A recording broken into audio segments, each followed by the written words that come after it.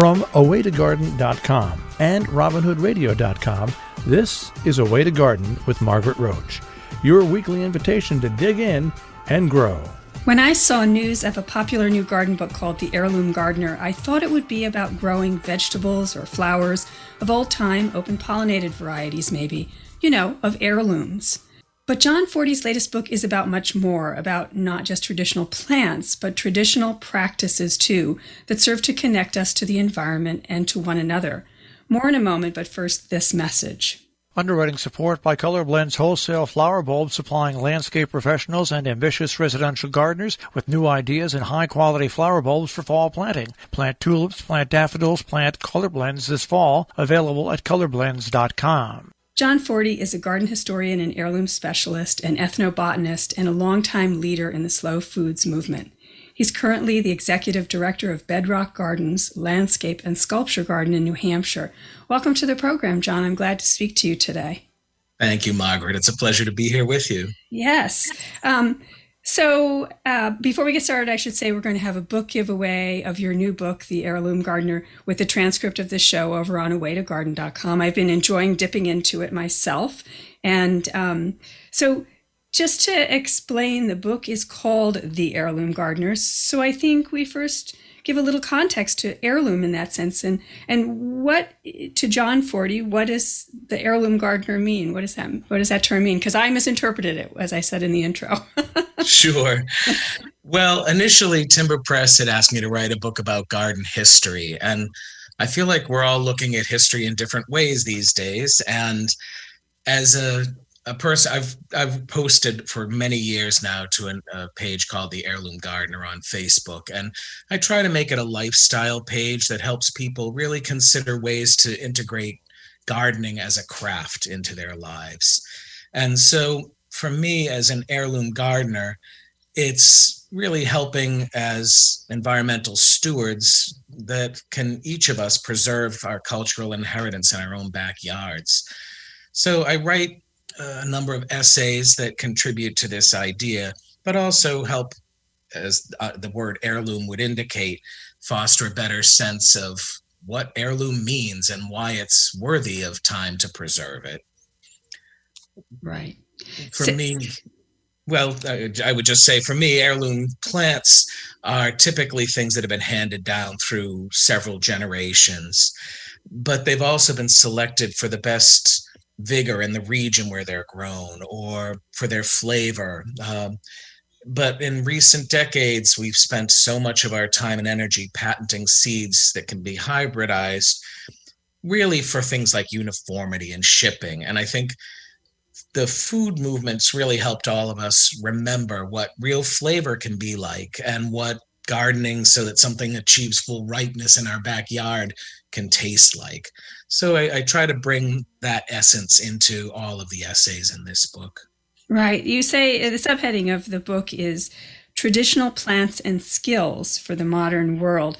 And you say in the introduction that although there are as many people gardening now as during the Victory Garden era of World War II, you say, our consumer culture ways have caused us to lose the craft behind cultivating our own seeds, grafting our own fruit trees, and building our own soil. So that's the other side of heirloom, is these crafts, these skills, this hands-on knowledge, yes?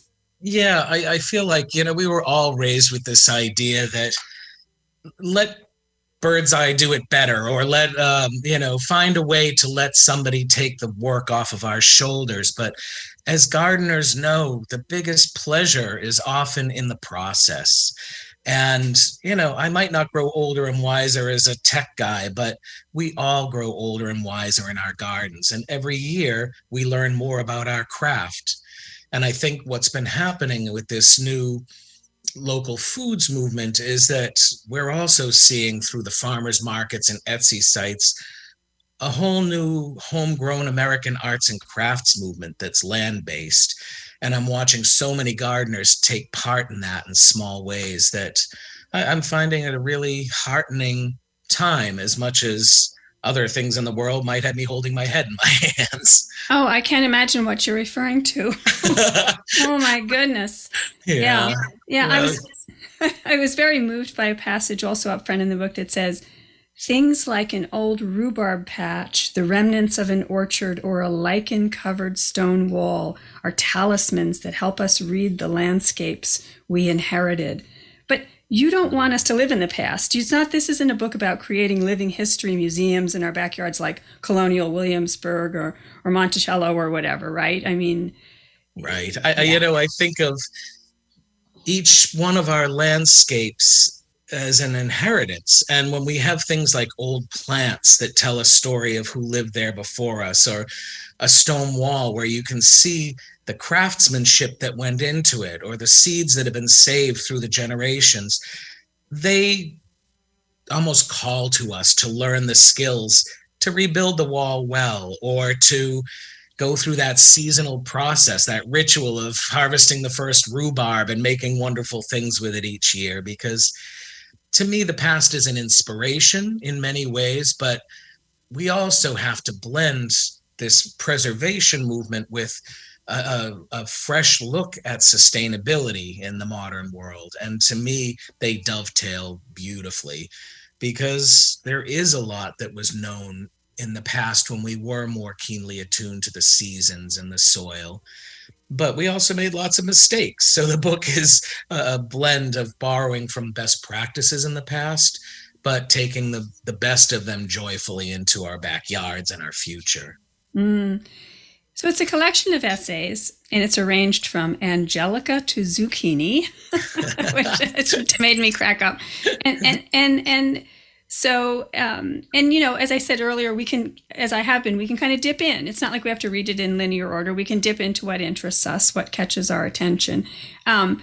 Lots of topics. And one that I wanted to dip into now together just briefly is, there's one essay under B, of course, called Biodiversity. And it's kind of a plea for diversity in our food crops and why you think that's so important. And you spoke to this a little bit before when you're talking about all our damn patented seeds, and how our food, the genetics of our food sources have become intellectual property and all that. But so speak to the biodiversity a little bit. Well, it's interesting to me that in the world of processed foods, there are more chemists than you will ever see farmers involved. Yes. And so when I think of the John Muir quote that says, when we try to pick anything out by itself, we find it hitched to everything else in the universe. Over the last 100 years, we've lost over 90% of the genetic diversity among the food crops that fed the world. Every community had an apple they were famous for, or a green that overwintered beautifully. And what's happened is we've consolidated seed houses from hundreds and thousands of seed houses across the country and individual seed saving to plants that can be patented so that they can work in the Midwest, where most of our agriculture had been for recent decades, but forgotten that maybe for the home gardener, we don't want all of our spinach to come in at the same time, or, maybe we'd like to cultivate something that's really bred for flavor more than uniformity and the ability to ship a few thousand miles and then be gassed to turn it red when it arrives at our home. So to me, it's that diversity that we look to that brings back some of these ancient grains and crafts and processes that reintroduce plants with regional importance and vigor, because it doesn't take patenting to do that. People have been saving seeds for eons that are better adapted to their backyard than anything else could be. So it's a reconnection to me that brings about not just the biodiversity in the crops, but in our regional landscapes. Because when we think of our yard as a habitat and we plant that out, whether it's with the native perennials we're planting or food crops, we're bringing back more of the life that is appropriate in our yards. Yes. The birds that were always there in the yard, but have been disappearing, or the fireflies, or the pollinators. Yeah. So it's participating in actively rebuilding some biodiversity from our own backyard. Yeah. You just said yard a couple of times, the word yard. And there's an essay called Yard in the book, and it made me kind of laugh to myself because as a garden writer, I don't want to say the word garden over and over again in every paragraph I write all these decades, right? And I always want a synonym. But is yard a synonym for a garden? So what's a yard to you? To me, a yard is a living space. It's a workspace. It's really our own personal habitat. And I think especially in the last century, we elevated garden above yard. But historically, our yard, whether it was the orchard or the herb yard or the bee yard or the stable yard, farm yard, barn yard, it's all part of this connection to place where we cultivated meaningful things to us. And, where I live, I think people have this habit of using yard interchangeably, but I've worked with horticulturists for decades now that make a great point to distinguish yard from garden. And I think it's a good time to integrate them back, because as we rethink our landscapes and our lawns, it's an important time to think of how one part of this assemblage blends into the next. We curate a space really with sun and soil and productivity and recreation in mind. So to me, it's just our personal habitat. It's almost like building back the idea of a homestead into your landscape instead of a garden and a place to park your car. I love that, the idea of personal habitat or homestead. And no matter, it doesn't have to be in rural America either. A homestead can be wherever you are. I love that idea of looking outside and going outside and engaging with it and feeling like this is my homestead. I think that's a beautiful idea. Thanks. Yeah. And I feel like gardeners have always loved the idea of finding usefulness in the plants they grow. And if you're growing whatever, it could be a Cornelian cherry, but when you realize that the fruit of that tree makes a delicious cordial, well, then suddenly there's a little bit more homestead in your life. When you realize that you can eat the hostums on your hosta, maybe you're planting hosta next to kale and tomatoes and integrating all of these things in new ways.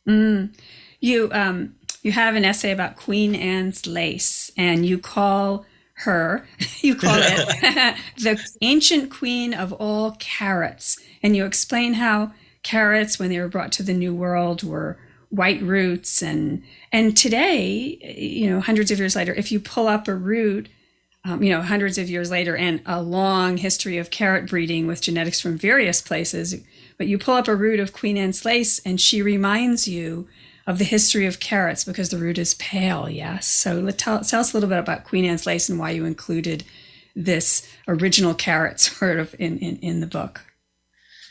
Well, as heirloom is throughout the book as an underlying concept, heirloom seed saving is something that reminds us how we can improve a crop with each year. And if you're not saving the seed actively, how it can degenerate into something like Queen Anne's lace. I've always seen great beauty in that plant. But from some of my earliest museum work where we found seeds of white carrots stitched up in brown paper in the walls of houses, it tells us stories of the past. And for some of the earliest colonists in America, it was a white carrot that was brought. If you're from Eastern Europe, they're yellow. If you're from the Middle East, they're red or purple. And it wasn't until the Dutch came into New York that we got the orange carrots that the House of Orange had been cultivating. So to me, they are a great plant to tell us about our heritage and remind us that we all carry parts and pieces of our past in the seeds that we grow and cultivate. And that if we don't steward those seeds, you can see them out in every field and meadow now. They've naturalized here in the Americas like dandelions and something that now is part of the backdrop to life. But so I chose to write about it partly a little tongue-in-cheek for some fun, but also I love the flowers. I press them to put on cards and hang in windows. So they look like falling snowflakes. And to me, anything that can bring a great reminder of summer into winter here where I live is a wonderful boon. Mm. So you just said that plants can tell stories, like that one does, like Queen Anne's lace does about the story of carrots. And yarrow, another familiar creature, most people who have ever gardened would know what yarrow is. And you start that essay by saying that plants are storytellers. What is the story that Achillea millefolium, the yarrow, tells us?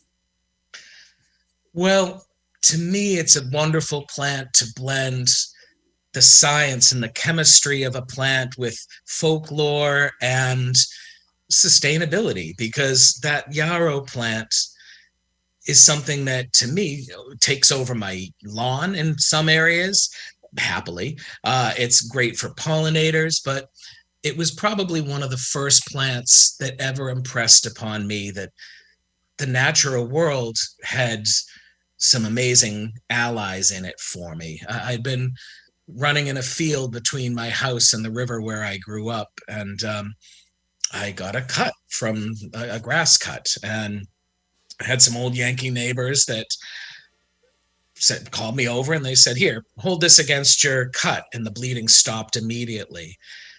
And I kind of came to realize that yarrow is a styptic, and it's scientifically proven to stop bleeding, staunch bleeding, and it had deeper scientific roots than I ever would have known, but also the lore that comes down through the centuries is one of the first things that drew me into this field as a garden historian and a horticulturist, because blending that history with science, to me, is a wonderful way for us to look at moving into the future. I think interdisciplinary learning has become maybe our best model. When I first started working in museums, a lot of people worked in there in isolation, and a lot of teachers and professors knew what they knew.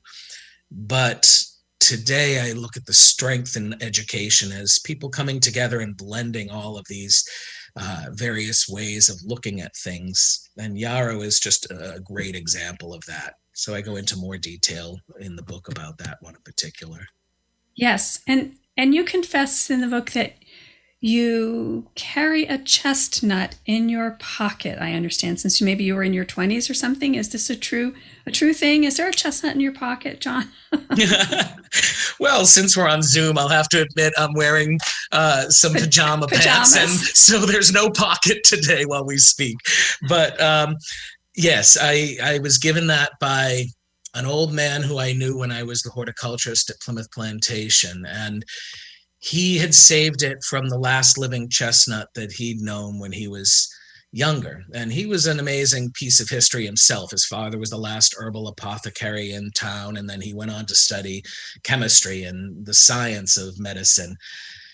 But to me, it brought to life this whole other world. We talked about times when chestnuts were made up as much as 70% of the deciduous woodlands in America. And it was just something that was disappeared before I was born, largely. But I remembered at the same time my grandfather every Christmas cutting crosses into the tops of them so he could roast them without them exploding. And they always had I had a fond place in my heart for them. So when I started in my professional career, I started working with different chestnut preservation organizations to reintroduce disease-resistant chestnuts.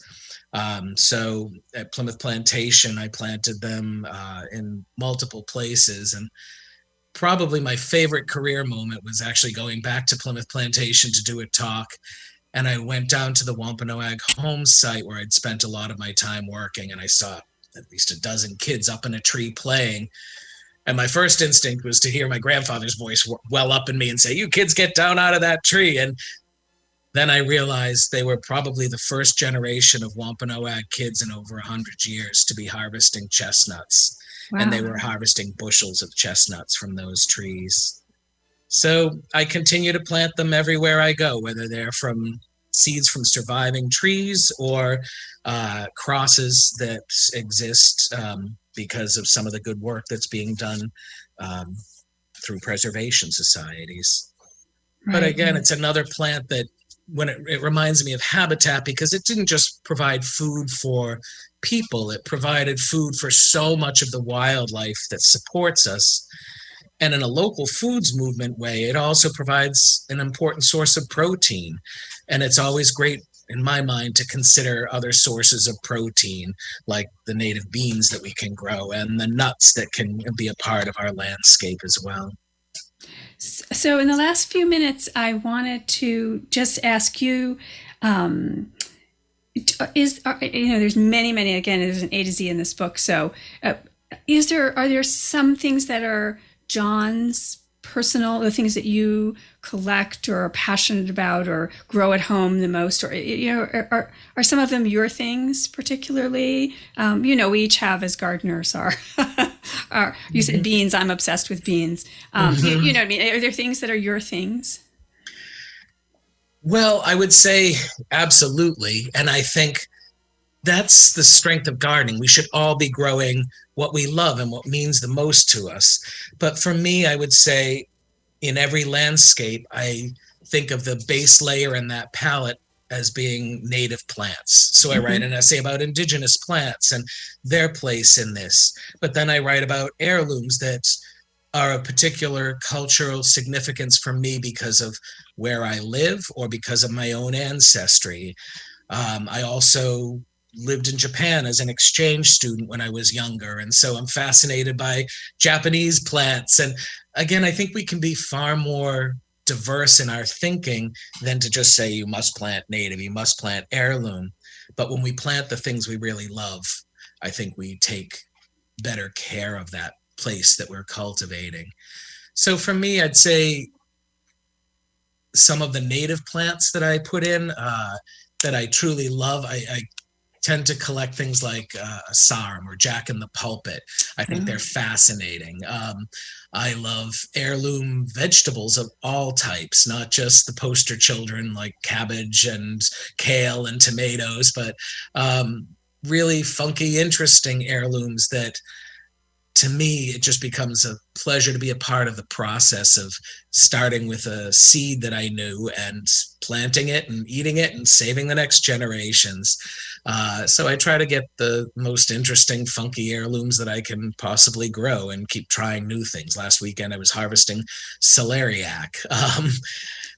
But my garden is a place that, above all, I would say, is just a pleasure to watch the wildlife and a place to, understand that what I'm doing connects up to my neighbor's yard, to the community, and that I'm building green bridges and green corridors through what I'm doing. And really, I try to make the book a reminder that that's something that we all can have our hands in on and that we really can participate in meaningful change with.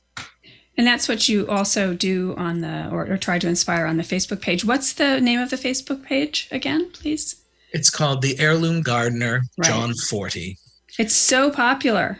Oh my goodness.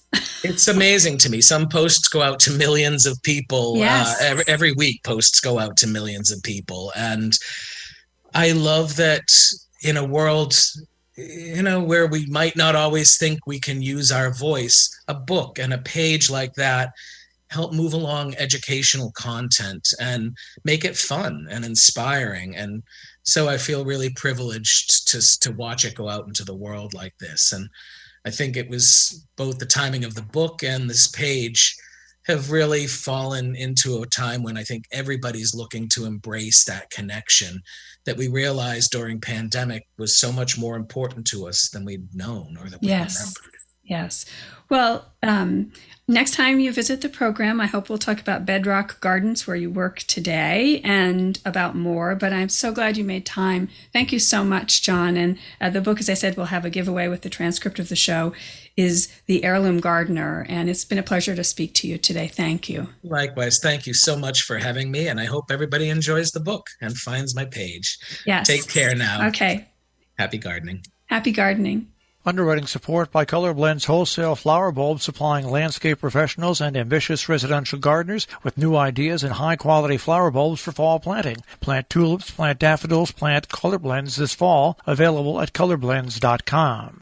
And it's a pleasure to speak with all of you again, too. Now, don't miss an episode. You can subscribe free to the podcast version of the show on Apple Podcasts or on Stitcher or on Spotify. And you can find me anytime at awaytogarden.com or on Facebook and on Instagram as @awaytogarden. And happy gardening meantime. A Way to Garden with Margaret Roach is a joint production of awaytogarden.com and the smallest NPR station in the nation, Robin Hood Radio.